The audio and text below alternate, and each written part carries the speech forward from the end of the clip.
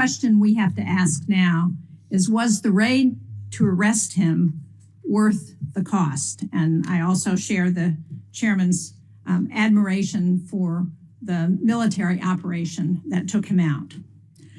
But the U.S. naval blockade around Venezuela and the raid have already cost American taxpayers hundreds of millions of dollars. Outside estimates are as high as $1 billion. And yet the Maduro regime is essentially still in power. All the same people are running the country. Maduro's vice president, now the interim president, has taken no steps to diminish Iran, China, or Russia's considerable influence in Venezuela. One of the reasons that has been given for the mission. Her cooperation appears tactical and temporary and not a real shift in Venezuela's alignment. In the process, we've traded one dictator for another. So it's no wonder that so many of my constituents are asking, why is the president spending so much time focused on Venezuela instead of the cost of living and their kitchen table economic concerns? Unfortunately, I think this has been a pattern across the administration, losing sight of what actually advances America's interests and delivers results for the American people. Take the elimination of personnel and departments that were critical to our national security, for example. These are cost-effective tools like Voice of America that help us advance America's interests globally. And Mr. Secretary, as you remember, you strongly supported most of these programs when you were on this side of the dais. The administration says those cuts were about saving money, but the total federal spending last year went up by 4%, not down. We spent more, not less. As a result, our adversaries like China are expanding their influence. And there is broad bipartisan agreement in Congress that China is the central strategic challenge of our time. The president himself has said that as well. But we're cutting foreign aid and diplomacy tools. We're leaving embassies without leadership. We're shutting down counter-disinformation programs. We are driving talent away from the United States while Beijing is actively recruiting it. And I would just like to point out, this is a picture of the globe. These are countries where China has ambassadors in those countries. All of the red, those are China.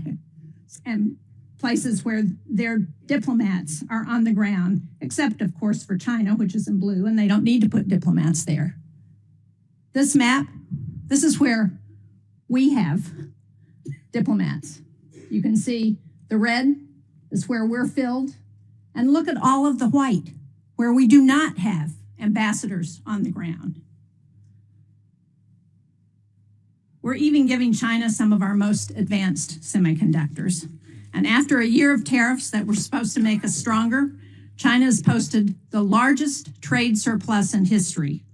And American families are paying more at a time when the prices were already too high.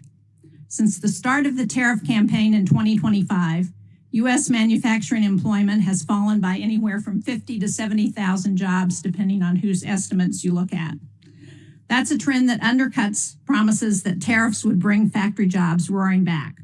And instead of creating a united front against China, we're pushing our closest allies into their arms. Just look at Canada, whose business with the state of New Hampshire has been really critical. They recently cut a trade deal with China because they no longer view the United States as a reliable partner. Pushing allies away like that is not strategic competition. It is unilateral disarmament. We see the same gap between rhetoric and reality in how this administration deals with other authoritarian regimes. At a time when Iran is violently cracking down on protests, the U.S. is coming to agreements to deport Iranians in this country back to Iran, people who will face persecution and interrogation by Iranian security forces. And yet President Trump told the Iranian people that help was on the way. But the United States has largely stood on the sidelines as the situation has deteriorated. Americans are right in thinking that the Trump administration is tougher on our allies than on most of our adversaries.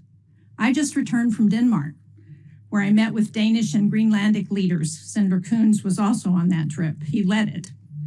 What I heard directly is that President Trump's threats to take Greenland have shaken public confidence in the United States to the core. And this from an ally who first recognized the new United States of America in 1792, has fought on our side in both world wars and in Afghanistan. And I heard from one Danish American woman whose son holds both citizenships and is approaching conscription age, that she's worried that her son might one day be forced to choose between the two countries that he loves. That kind of fear would have been unthinkable 2 years ago, or 10 years ago, or 50 years ago. There is no strategic objective in Greenland that cannot be achieved through cooperation. The only thing these threats have accomplished is weakening trust in the United States. That trust is the foundation of our alliances. And at a moment when Russia is waging the largest land war in Europe since World War II, we should be strengthening allied unities. Instead, we're undermining it. European allies are worried about open conflict with the United States. Canadian trading partners are turning toward China instead of the US. And the constant threat of new tariffs raising prices and making it impossible for businesses to invest is ever present. So from Venezuela to Europe, the United States is spending more, risking more, and achieving less. That does not project strength. It hands our adversaries exactly what they want. Thank you, Mr. Chairman. Thank you, Senator Shaheen.